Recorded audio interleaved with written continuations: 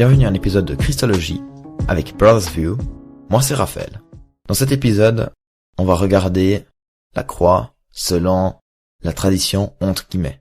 Je ne vais pas pouvoir expliquer toutes les différentes possibilités d'interprétation qu'on pourrait avoir, et surtout, et non plus aussi dire que ça, c'est tous les personnes qui sont plutôt traditionnelles vont croire à cela.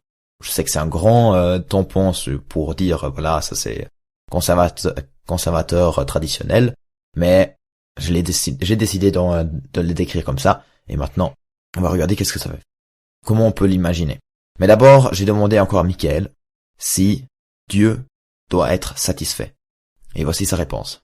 Alors cette question, est-ce que Dieu doit être satisfait? Je reprends un peu ma réponse que j'ai donnée le dernier épisode de Christologie, où j'ai dit ce sacrifice parfait.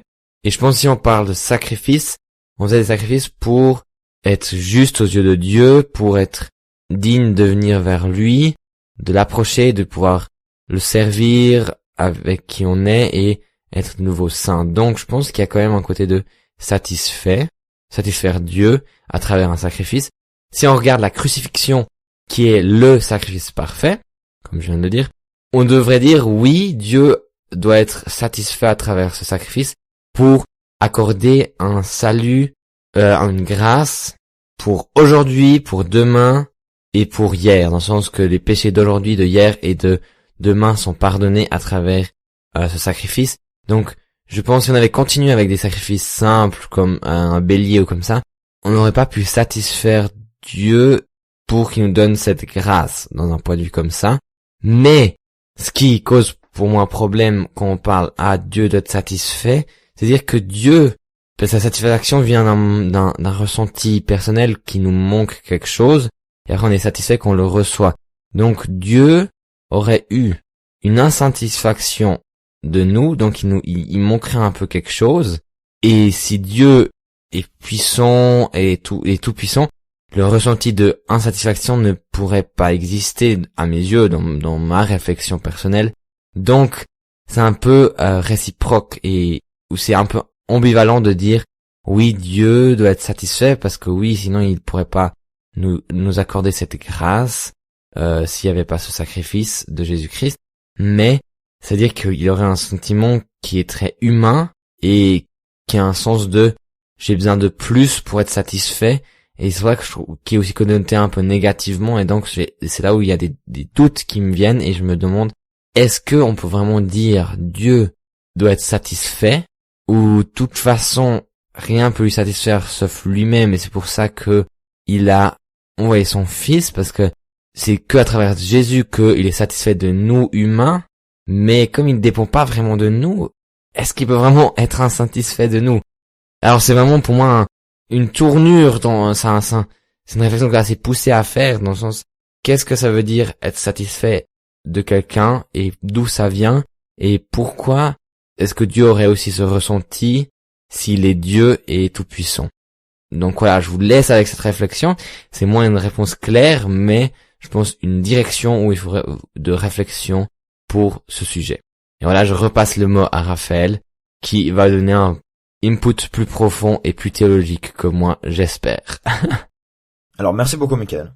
Moi j'ai plus rien à dire en fait par rapport à tout ce qui est satisfaction. Enfin, tu allais sur vraiment le bon chemin et puis les bonnes réflexions et les bonnes critiques. Donc voilà, moi je vais vous présenter quand même comment on pourrait décrire la croix selon la tradition, entre guillemets bien sûr.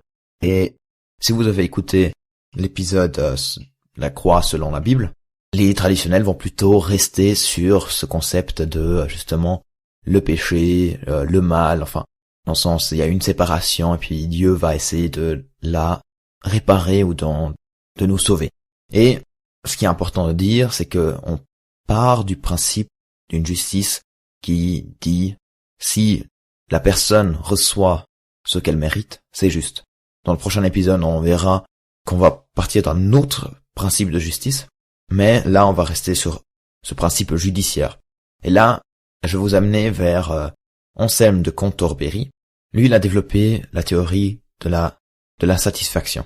Dans le sens, en péchant avec le péché d'origine, si on prend Genèse 3 avec le serpent et l'acte de manger le fruit, en tant que la première chute, la chute vers le mal, nous avons pas suivi les commandements de Dieu, et ainsi, nous avons déshonoré Dieu.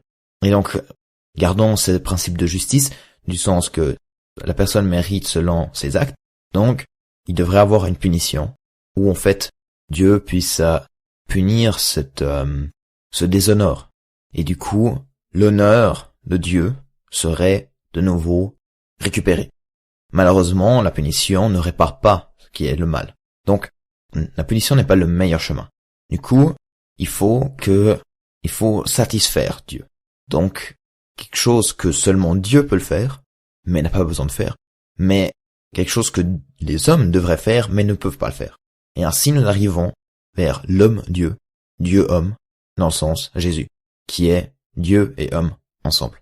Et Jésus, en vivant une vie parfaite, il aurait mérité de vivre éternellement comme un homme juste le mériterait. Mais, par sa bonté, il a accepté volontairement, librement, de prendre la place de nous. Alors, Luther, je ne sais pas s'il a été un adepte pour cette théorie, mais en tout cas, lui, il a décrit la croix, la crucifixion, dans le sens, c'est un échange volontaire de Christ avec la nature, dans le sens que il a pris le péché de nous sur lui pour nous donner sa gloire qui lui revient à nous, gratuitement. Alors, pourquoi Dieu ne pouvait pas juste donner grâce? C'est la question justement de justice, déjà, et de son honneur, qui ne serait pas réparé. Donc voilà, ça c'est, on peut dire, une version plutôt traditionnelle. Alors, pourquoi elle est critiquée d'autant plus encore aujourd'hui même? C'est la question de, est-ce que c'est pas un peu sadique de dire, l'honneur de Dieu devrait être réparé par une punition, dans le sens que Christ devait être parfait, prendre le péché de nous sur lui pour que l'honneur de Dieu soit de nouveau rétabli.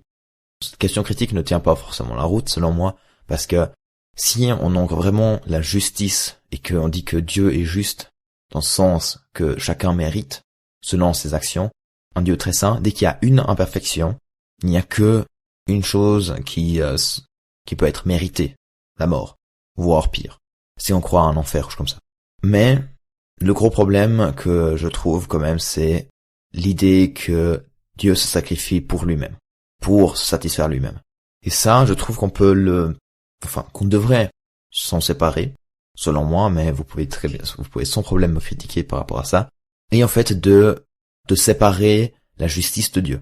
Un merveilleux exemple, c'est Narnia. Si vous connaissez l'histoire, le lion, la sorcière blanche et l'armoire magique, nous avons cette magie qui a été placée par l'empereur, on peut dire Dieu, où il est écrit depuis le début que chaque traître appartient comme proie à la sorcière blanche et que pour chaque trahison, elle a le droit de tuer.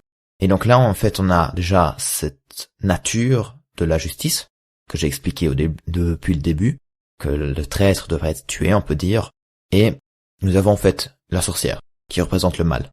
Donc en fait, on a même un côté dualiste où on peut dire la sorcière représente le mal, la mort, comme ça.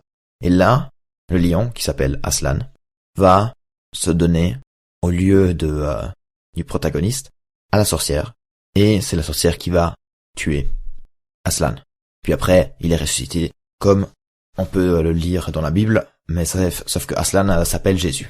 Et là, on a d'autres problèmes, mais la plus grande, c'est du coup pourquoi il y a un monde dualiste, dans le sens pourquoi Dieu permet une autre puissance comme la mort, ou bien, comme vous voulez l'appeler, le péché, comme ça, régner. Satan, même si vous voulez sortir les grands noms. Pourquoi est-ce qu'on aurait cette bataille? Et puis, ce concept-là est aussi critiqué. Mais, pour revenir, je pense que l'idée de la satisfaction, c'est pas du tout mon point de vue, en tout cas, la satisfaction, dans le sens que Dieu devait être satisfait. Et je serais plus à l'aise de défendre un point de vue avec dualiste, dans le sens avec Dieu et le péché, la mort à l'autre côté. Et puis en fait, Dieu va nous racheter de la mort à travers Jésus-Christ qui est mort pour nous. Et voilà.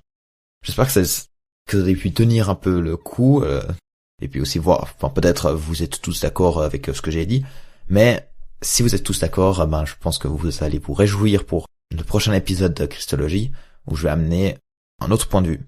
Et je vous prie de l'écouter avec un esprit ouvert. Mais jusqu'à là, merci d'avoir écouté et au prochain épisode de Brothers View avec Michael.